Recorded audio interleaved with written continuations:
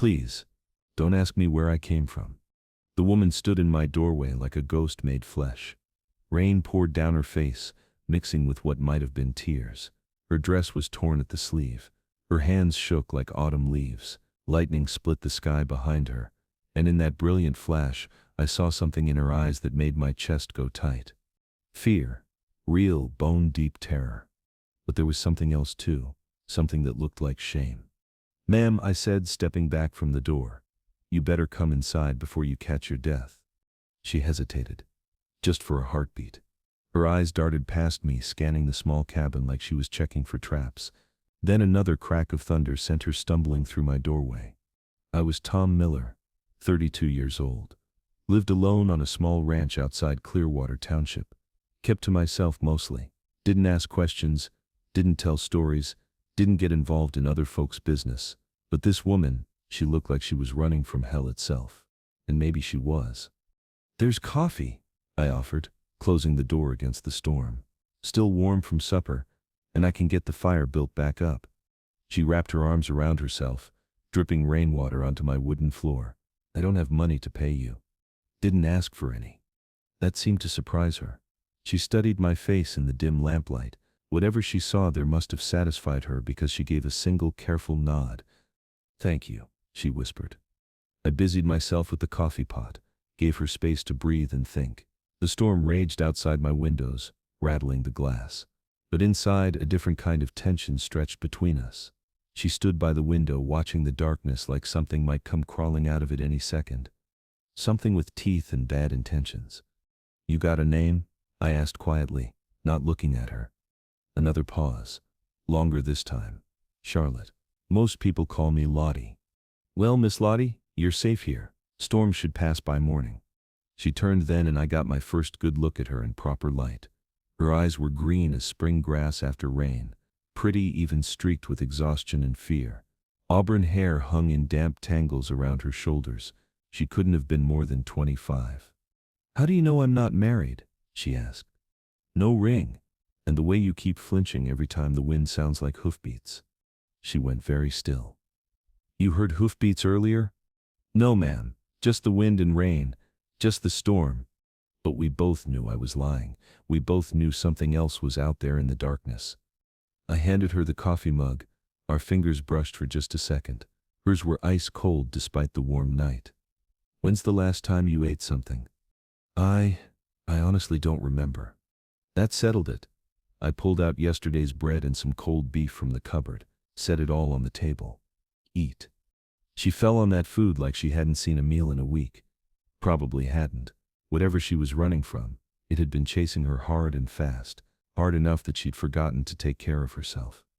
"Mr. Miller," she said finally, wiping her mouth with the back of her hand, "I need you to understand something. I'm not what you might think I am. Don't matter to me what you are. Matters what you need right now.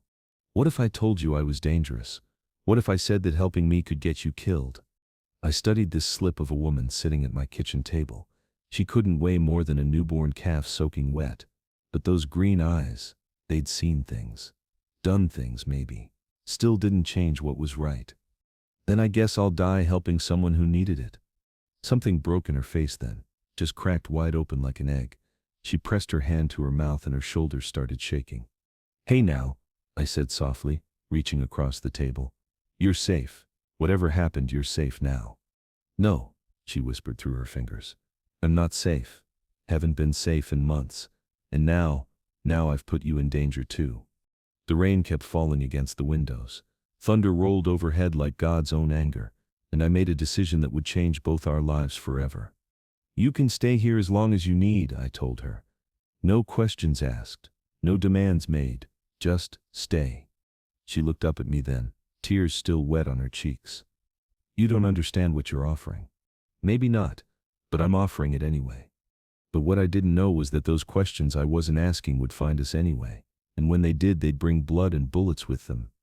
That night I gave her my bed and made myself comfortable on the floor by the dying fire, listened to her breathing in the darkness, soft and careful like she was afraid to make too much noise even in sleep, like she was used to hiding. Come morning she was up before dawn, found her in the kitchen with coffee already brewing and biscuits in the oven. She'd braided her wet hair back neat and proper, washed her face, even mended the tear in her dress sleeve. Looked almost normal except for the way she kept glancing toward the door, and the window, and the way her hand shook just a little when she poured the coffee. "You don't have to keep running," I said. She turned and smiled then. First real smile I'd seen from her since she'd stumbled through my door. "You don't know what you're saying, Tom Miller." "Maybe not. But I know what I'm offering, and I know what I'm feeling." And that was when I realized the terrible truth. I was already falling for a woman whose real name I didn't even know. A woman who might disappear with the morning mist. A woman who was about to turn my quiet life upside down. 3 days passed like a careful dance between strangers. Charlotte moved through my house like morning mist. Quiet, graceful, always helpful but never quite settling anywhere for long. She'd sweep the porch while I tended the horses, then disappear inside before I could catch her eye. She'd have fresh bread cooling when I came in from mending fence, but she'd be hanging laundry out back by the time I sat down to eat it. Like she was afraid to be in the same room with me for too long. But I noticed things. The way she flinched every time a horse whinnied, how she positioned herself near windows but never directly in front of them. The fact that she slept in her dress, boots lined up neat beside the bed like she might need to run at a moment's notice. And the way she watched the horizon every evening, green eyes searching for something she prayed wouldn't come. "You're healing up well," I mentioned that third morning, nodding toward her hands. The cuts and scratches from whatever brambles she'd crashed through were starting to fade. "Thank you for the salve," she said, not looking up from her coffee. "You've been more than kind, just being neighborly." She almost smiled at that. "Is that what you call it when you let strange women take over your kitchen?" "Well, seeing as you're the best cook I've had in this house since my ma passed, I'd call it smart business." That earned me a real smile. Brief as summer lightning, but real. "Your mother would have liked a clean house too, I imagine. When's the last time you properly dusted these shelves?" I looked around my cabin with new eyes. She was right. The place had been getting rougher around the edges since I'd been living alone. "Been a while," I admitted. "I can see that." For the rest of that morning she worked through my little house like a woman possessed. Beating rugs, scrubbing floors, organizing my scattered belongings into something resembling order. I tried to help, but she waved me off. "You've got cattle to tend," she said firmly. "Let me earn my keep." So I left her to it and rode out to check the south pasture. But I couldn't shake the feeling that all this cleaning and organizing was less about earning her keep and more about staying busy, keeping her hands occupied so her mind wouldn't wander to whatever dark places it wanted to go. When I came back for lunch, the transformation was remarkable. Windows sparkled, floors gleamed, even my old books were arranged neat on their shelf. The place looked like a home instead of just a house where a man happened to sleep. "Charlotte," I started, but she cut me off. "Lottie, please. Charlotte sounds too formal." "All right then, Lottie. You didn't have to do all this."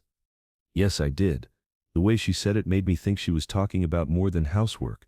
I need to be useful. I need to matter." There was pain in those words. Deep, aching pain that made me want to find whoever had hurt this woman and teach them some manners with my fists. Instead, I just said, "You matter." She went very still. "You don't know me, Tom. You don't know what I've done." "Don't need to. I know what you're doing now." That's enough. But even as I said it, I wondered if it really was enough, because every day that passed brought new questions.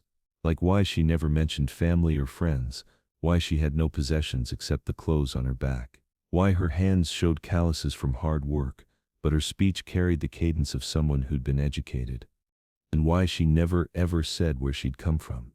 That afternoon I had to ride into town for supplies. "You want to come along?" I asked. "Might do you good to see other folks." The color drained from her face so fast I thought she might faint. No, I'd rather stay here, if that's all right." "Course it's all right. Just thought you might be getting lonesome." "I'm not lonesome with you," she said quietly, then blushed like she'd revealed more than she meant to. Truth was, I wasn't lonesome with her either. For the first time in years, coming home felt like something more than just ending another day. It felt like returning to something precious.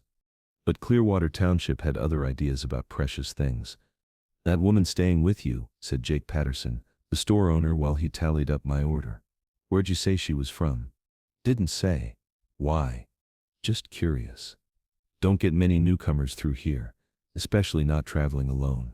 He leaned across the counter, lowering his voice. Especially not women traveling alone without so much as a carpet bag.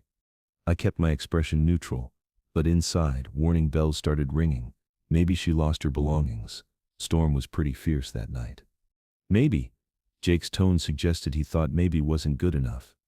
Sheriff Burke was asking about her yesterday, said there might be some inquiries coming through. My blood went cold. What kind of inquiries? The kind that come with reward money attached.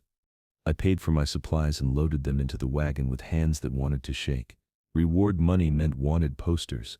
Wanted posters meant Lottie was running from more than just bad memories. They meant she was running from the law. The ride home felt longer than usual. My mind churned over everything I'd observed these past 3 days. The way she moved like someone accustomed to looking over her shoulder.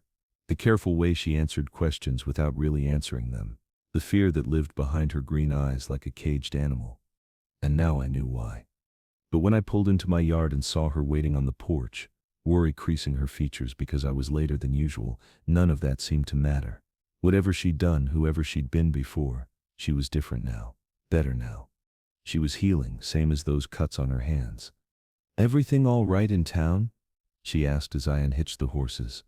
I could have told her about Jake's questions, about the sheriff's interest, about the reward money that had people's tongues wagging, should have warned her that whatever peace she'd found here was about to be shattered. Instead, I looked into those trusting green eyes and lied smooth as silk. Everything's fine, just took longer than expected. But what I didn't know was that Sheriff Burke had already sent word to the territorial marshal, and the marshal was already packing his saddlebags for the ride to Clearwater Township. That evening we sat on the porch watching the sun paint the sky in shades of gold and crimson. Lottie had made pot roast with vegetables from my garden. Best meal I'd had in years. The kind of meal that made a man think about permanence. About forever. "Tom," she said softly, "can I ask you something?" "Shoot. Why haven't you married? Man like you should have a family by now." I thought about that for a long moment. Never found the right woman, I guess. Never found someone who made me want to change the way I lived. She was quiet for so long I thought maybe I'd said the wrong thing. Then, and now? The honest answer would have scared us both, so I settled for part of the truth. Now I'm thinking maybe I was just waiting for the right woman to find me. She turned to look at me then, and something passed between us. Something that felt like possibility. Like hope. Like the beginning of something that could grow into love if we were careful with it. "What if she's not who you think she is?" she whispered. "What if she's exactly who she's supposed to be?" And in the dying light of that perfect evening, I almost believed it could be that simple. But secrets have a way of surfacing, no matter how deep you try to bury them. 2 weeks had passed since that storm-swept night when Lottie stumbled into my life. 2 weeks of careful conversations and shared silences. She'd transformed my bachelor's cabin into something that felt like home, humming while she worked, leaving traces of lavender soap and fresh bread everywhere. But she was still a mystery wrapped in green eyes and cautious smiles. Every day brought small revelations. She could read actual books from my shelf, discussing them with real intelligence. Her hands knew delicate needlework 1 minute, and rough farm labor the next. She flinched at sudden movements but handled my temperamental rooster with fearless confidence. "You're staring again," she said without looking up from the shirt she was mending. We were on the porch at sunset. Her in the rocking chair, me on the steps. "Sorry, just thinking." "About what?" "About how your laugh sounds like music. About how I've started looking forward to coming home in ways that scare me. About how different the place feels with you here," I said. She looked up. "Different how?" "Alive. Like it was sleeping before and just woke up." A blush crept up her neck. "You have a silver tongue, Tom Miller. Just telling the truth. The truth can be dangerous." Something in her tone made me lean forward. "What kind of danger are you running from, Lottie?" Her hands stilled. For a moment I thought she might answer.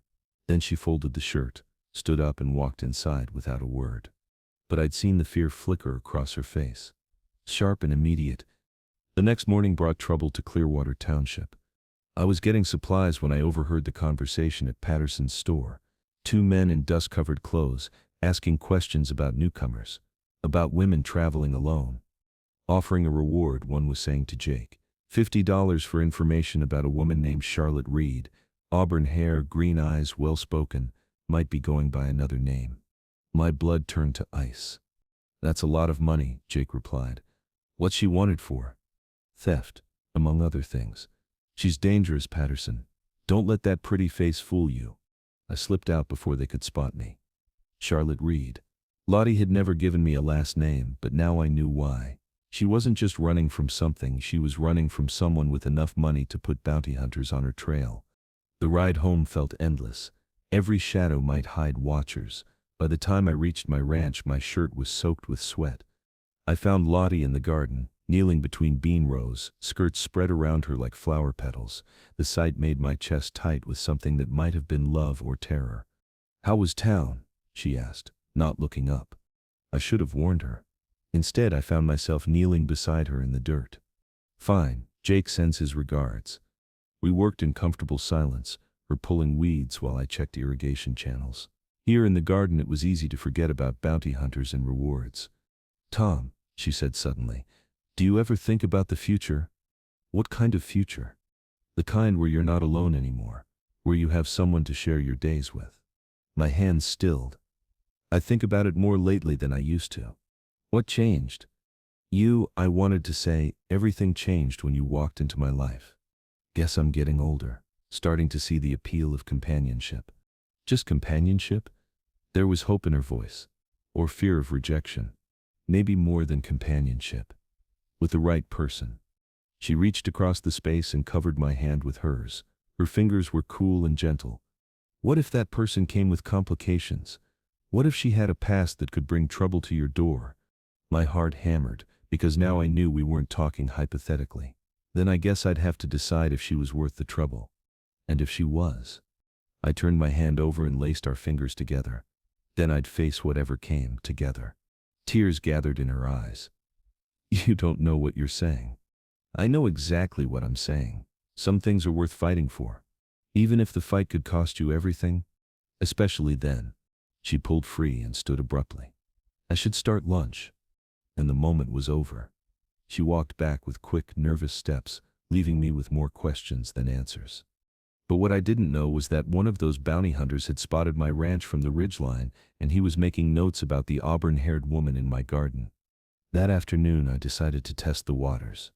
Lottie, I said over lunch, how would you feel about going to town tomorrow? There's a church social coming up. The color drained from her face. I'd rather not. I'm not much for social gatherings. They're good people. They'd welcome you. I'm sure they would.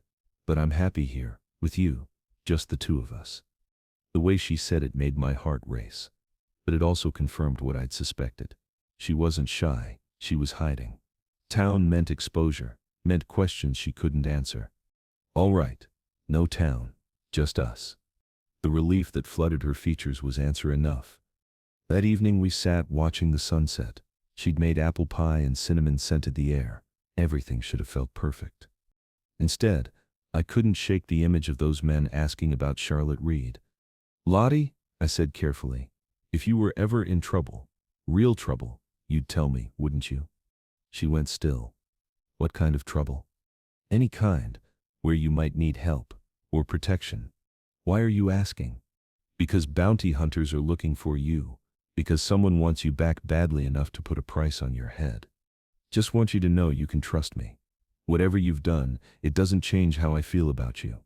She stared at me, moonlight catching tears. How do you feel about me, Tom? The honest answer would have been too much, too soon. Like I've been waiting my whole life for you to walk through that door. A sob escaped her. You don't understand. You don't know who I really am.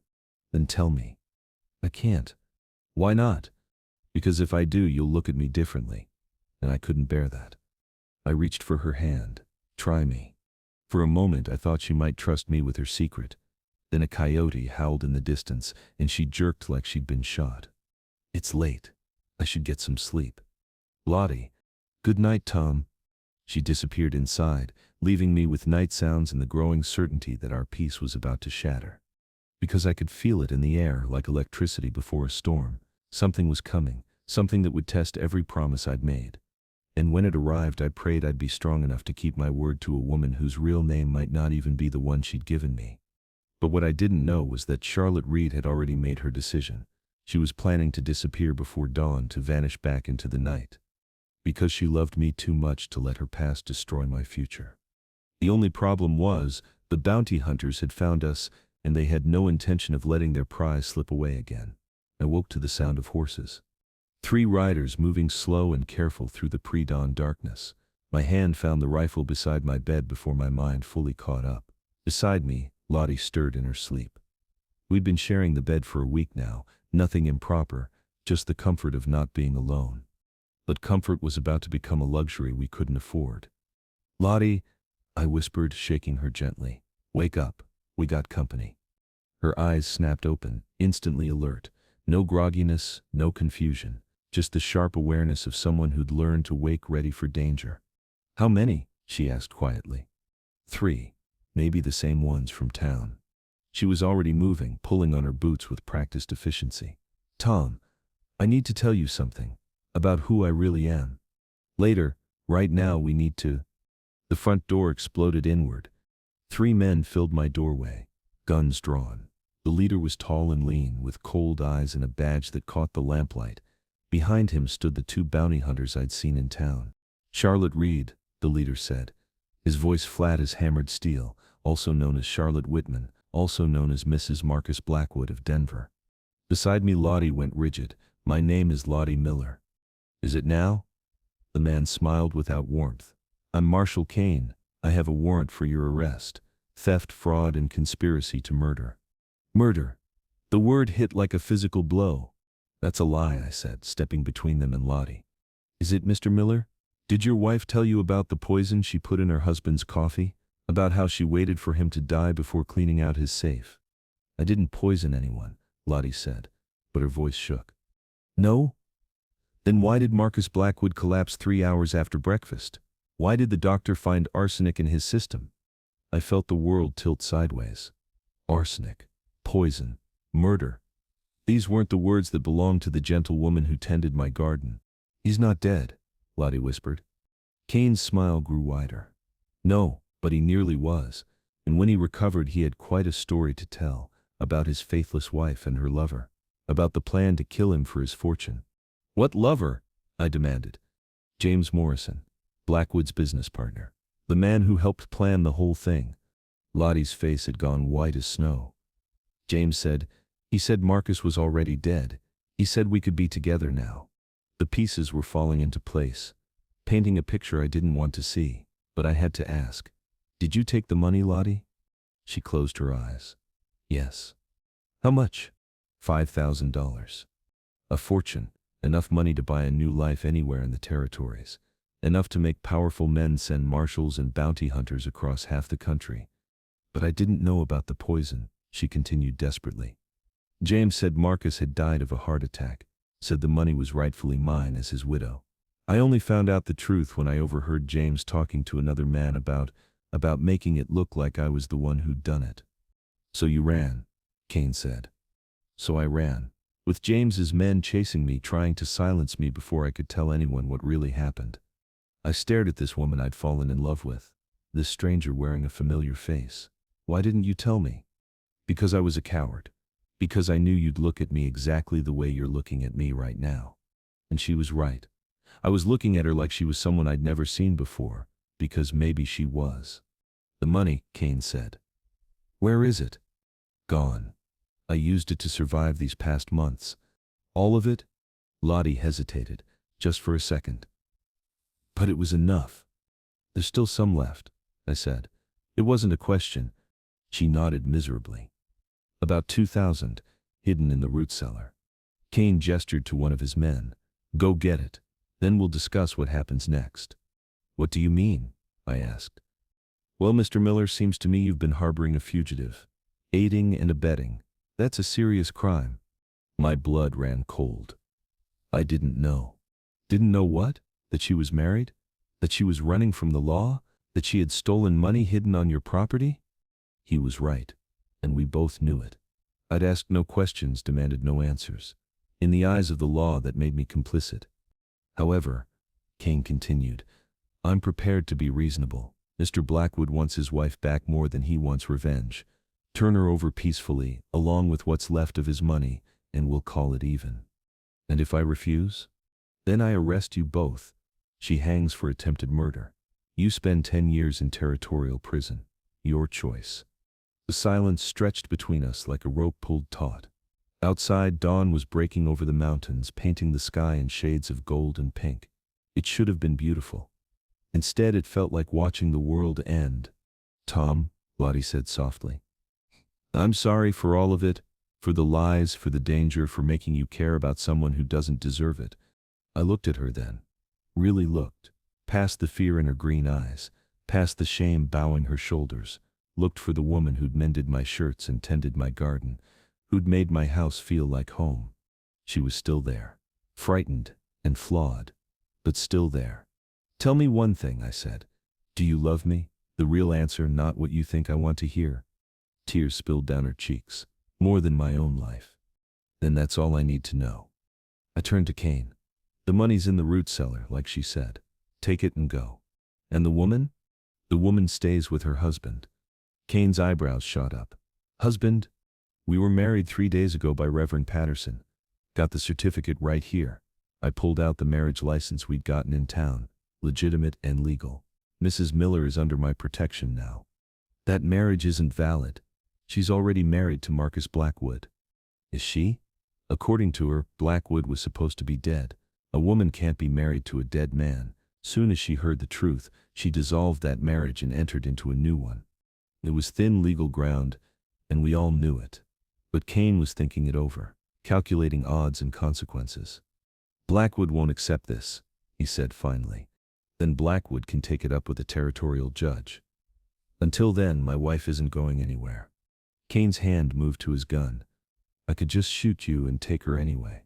You could, but then you'd have to explain to your superiors why you killed a man defending his lawfully wedded wife. Might get complicated. The tension in the room was thick enough to cut with a knife. Kane's men were watching their leader, waiting for orders. Lottie was pressed against my back, her hands gripping my shirt. And I was betting everything on a bluff that might get us both killed. The money, Kane said finally. In the root cellar. Help yourself. One of the bounty hunters came back with a leather satchel. Found it, Marshal. Looks like about 2,000, like she said. Kane took the bag and hefted it. This doesn't end here, Miller. Blackwood has resources. Influence. He'll find other ways to get what he wants. Then I guess we'll be ready for him. Kane holstered his gun. You're making a mistake. Both of you. This woman will bring you nothing but trouble. Maybe. But she'll be my trouble to deal with. The 3 men filed out of my house, leaving destruction in their wake. Broken doors, scattered belongings, and the knowledge that our peace was gone forever. Lottie collapsed into a chair, shaking like a leaf in a windstorm. It's not over, she said. Marcus won't give up. He never gives up. Then we'll face him when he comes. You don't understand. He has money, connections. He can make our lives hell. Our lives? She looked up at me through her tears. You still want me, after everything you just heard? I knelt beside her chair and took her hands in mine. I want the woman who sings while she cooks breakfast, who reads books by lamplight, who makes me laugh and makes me hope. Whatever else you've done, whatever else you've been, that woman is real, and she's mine. But the money, the lies, the money's gone. The lies are in the past. What matters is what we do now. She threw her arms around my neck and held on like I was the only solid thing in a world gone mad. I love you, Tom Miller. I love you too, Charlotte Elizabeth Miller. And in that moment, surrounded by the wreckage of our quiet life, I meant it more than I'd ever meant anything. But what we didn't know was that Marcus Blackwood was already on a train west, bringing enough hired guns and legal papers to take back what he considered his property. And he had no intention of letting his wife's new marriage stand in his way. Marcus Blackwood arrived on the noon train with 3 hired guns and a wallet full of legal papers. I saw them coming from a mile away, dust cloud rising from the main road. Charlotte was hanging laundry when she spotted them too. The color drained from her face. He's here, she whispered. I know. Tom, we should run. Right now before... No, I took her hands, stilling their trembling. We're done running. This ends today. Blackwood rode into my yard like he owned it. Tall, well-dressed, with cold blue eyes and a mouth that had never smiled at anything good. Behind him came his men, hands resting on their guns. "Hello, Charlotte," he said, dismounting. "You've led me quite a chase." "Marcus." Her voice was steady now. "I wondered when you'd show up. Did you think you could hide forever? In this wilderness?" His eyes swept over my ranch with disdain. "With this cowboy? His name is Tom Miller, and he's twice the man you'll ever be." Blackwood's laugh was like ice cracking. "How touching. But you're my wife, Charlotte. Legally wed." "Was your wife?" "Past tense. Till death do us part. And I'm very much alive. No thanks to James Morrison's poison." "Ah yes, poor James. So disappointed when his scheme failed. Did you know he planned to blame you all along?" Charlotte stepped closer to me. "I know, that's why I ran. Taking my money with you. Money I earned living with your cruelty for 2 years." Blackwood's composure cracked. "Cruelty? I gave you everything. A fine house, beautiful clothes." "You gave me a cage," Charlotte said quietly, "and called it love. I gave you my protection. You were payment for your father's debts." "You bought her?" I stepped forward, rage building in my chest. "Fair and square, with legal documents." Blackwood smiled coldly. "So you see, you're harboring stolen property." "I'm not property anymore, Marcus," Charlotte said. "I haven't been since I walked out." "You don't get to decide that." He pulled out papers. "I have warrants. Theft, fraud, bigamy. Return willingly, or I'll see you both destroyed." "She's already married," I said. "To me. That marriage is invalid. She was still my wife when you performed your ceremony." "Was she?" "According to her, you were supposed to be dead. Can't be married to a dead man." "But I'm not dead, thanks to my doctor's quick thinking." "No thanks to Morrison. We'll see what Morrison has to say when—" "Actually," said a new voice. "Morrison's already said plenty." Sheriff Burke rode into the yard with 2 deputies. "Mr. Blackwood, I need to speak with you about James Morrison." "What about Morrison?" "He's talking about poison and murder plots, about framing innocent women." Burke's eyes found Charlotte. Seems Mrs. Miller was telling the truth about being set up. The blood drained from Blackwood's face. "That's impossible. Morrison would never—" "Morrison's facing the gallows. Desperate men say desperate things." Burke adjusted his hat. "He claims you knew about the poison plan. Claims you helped plan it." "He's lying." "Maybe. But he's got details. Names, dates, even knows about the arsenic you bought in Colorado Springs." Blackwood's hand moved toward his gun. His hired men tensed. "I wouldn't," Burke said calmly. 3 against 6 ain't good odds." The moment stretched tight. Then Blackwood's shoulders sagged in defeat. "This isn't over, Charlotte. This marriage won't last. You'll get tired of playing house with a dirt farmer." "I won't," Charlotte said with quiet certainty. "Because I've learned the difference between being owned and being loved." "We'll see." Burke stepped forward. "Time to go, Blackwood. You and your boys can ride out peaceful like, or we can do this the hard way." Blackwood mounted his horse with stiff dignity. "You haven't heard the last of this." "Yes, I have," Charlotte replied. "Because after today I never want to hear your name again." Burke and his men escorted them away, leaving Charlotte and me alone in the sudden quiet. "Is it really over?" she asked. "Morrison's confession should clear you completely. And Blackwood knows the law's watching now." She leaned against me, and I felt her tension drain away. "What happens now?" "Now we build the life we want together. Even knowing what I am, what I've done." I tilted her chin up until our eyes met. "You're Charlotte Miller, my wife, the woman who makes my coffee and sings while she works. That's all I need to know." Tears spilled down her cheeks, but they were good tears now, clean tears. "I love you, Tom Miller." "Love you too, Mrs. Miller." That evening we sat on the porch watching the sunset paint the sky gold and crimson. The same porch where she'd first told me her troubles. The same chairs where we'd shared quiet conversations. But everything was different now. The secrets were gone. The fear was gone. Only truth remained, and love and the promise of tomorrow. "No more running," I said. "No more hiding," she agreed. In the distance, thunder rolled across the mountains. But this time it was just weather, not pursuit. This time we could watch it come without fear. "Storm's coming," Charlotte observed. "Let it come. We'll weather it together." As the first drops began to fall, washing the dust from our little corner of the world, I knew we would. Whatever storms came, we'd face them side by side. Because sometimes the most dangerous secrets are the ones we keep from ourselves. And sometimes the greatest courage is simply choosing to trust in love. The rain fell harder now, drumming against the roof like applause. Tomorrow would bring sunshine and new beginnings. Tonight brought peace in each other and the quiet joy of coming home. Home to a love worth fighting for.